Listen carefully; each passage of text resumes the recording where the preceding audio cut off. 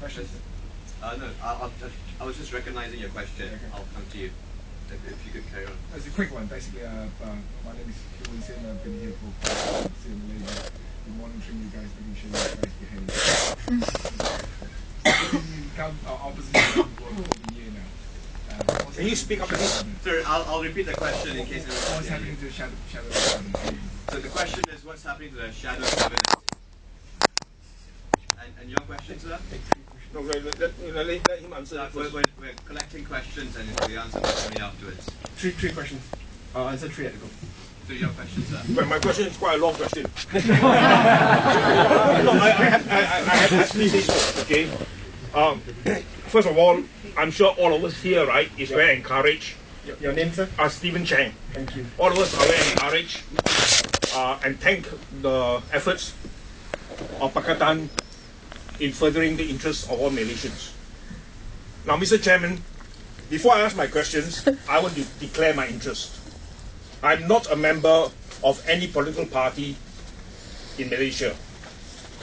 However, 38 years ago, I was a member of the London branch of Party Rakyat, which merged with Parti Keadilan.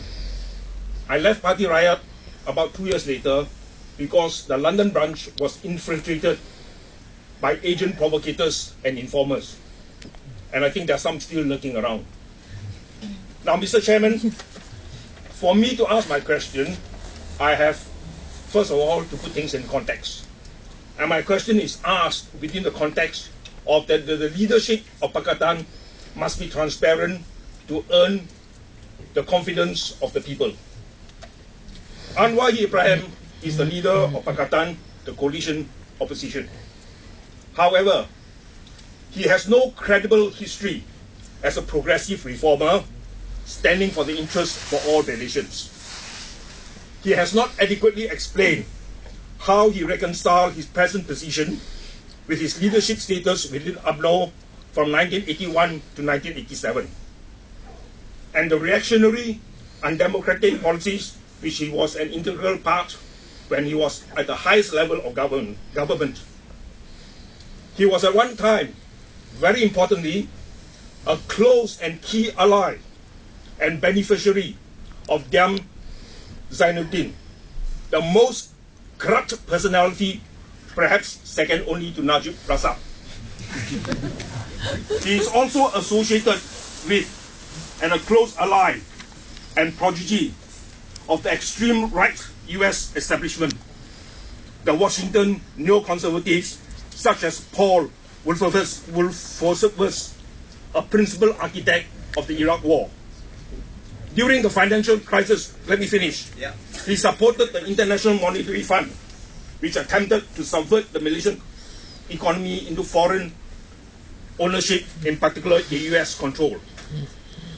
I and many Malaysians of all races are sick of the Barisan government. And I fully understand that Malaysians would prefer almost anyone to govern us except Barisan. Mr. Chairman, my question to Mr. Pua is, will he please tell us the 3 or 4 key practical and transparent steps Pakatan, in particular DAP, have taken or will take to ensure that there are effective checks and balances on the leader of Pakatan, to ensure that should Pakatan comes into power at national level, Malaysians will not be sold down the river to external and foreign interests in return for political and financial support and personal gains. And to ensure that the leader of Pakatan from practicing, make sure that he does not practice despotic patronage, nepotism, and thus betray the aspiration of Malaysia.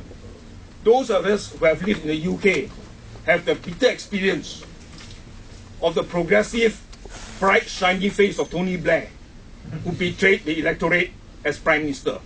So, in simple words, what are the 3 or 4 practical steps that Pakatan will take to ensure there's total transparency, to ensure that the leader of Pakatan will be transparent, will not sell our country down to the drain to the US, and will not end up being a despotic ruler himself. Thank you for your question.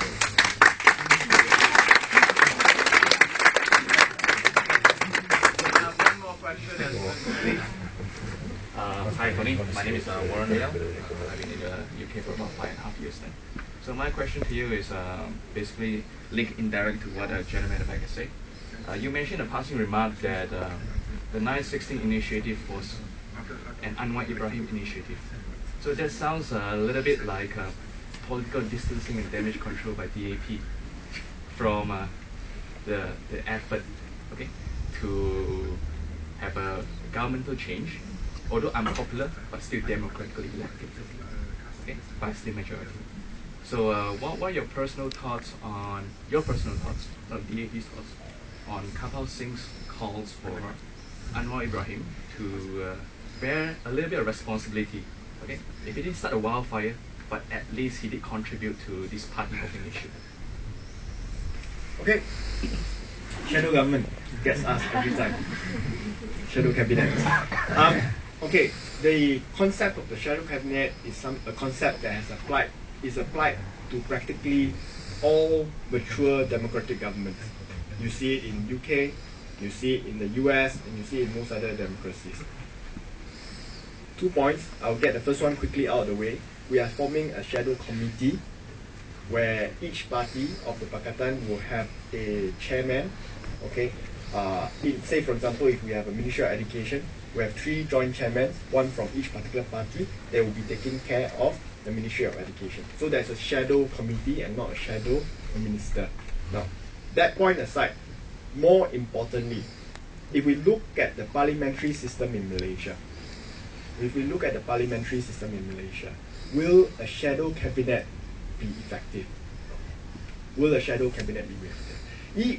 It will be very effective if the politicians who are elected to their constituencies are all experts in the respective policy areas. Okay. Why? Why do you need the MPs to be experts? Most MPs don't need to be experts. You rely on your research team. You rely on analytical team. You rely on think tanks and so on.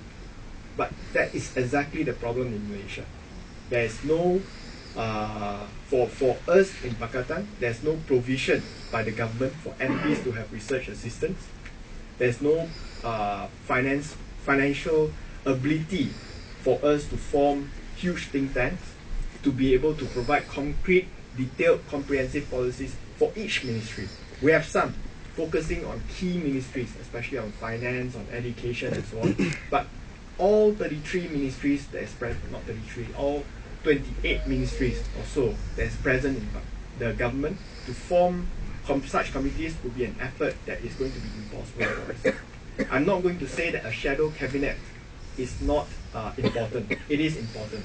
But under current circumstances, its use and effectiveness will only be limited, because you end up with the 3 MPs who are the chair trying to carry out a policy paper, and they may not be the best people to come up with this policy. In contrast, for example, the government in power will have the entire civil service machinery coming up with the respective policy papers. These BM ministers are no better than, say, our MPs. Okay, they may know nothing about these policies. I can assure you, being in parliament, listening to some of these ministers answer the questions, some of them are absolutely clueless with regards to the events and affairs of their ministries. But they have the civil servants who provide the paper. You just read out the answer in parliament. Ask them anything else, they'll tell you, I'll give you a written reply tomorrow. So yes, we are forming a shadow committee. It's a step forward, but don't have too high expectations of this particular shadow committee or shadow cabinet. Number 2,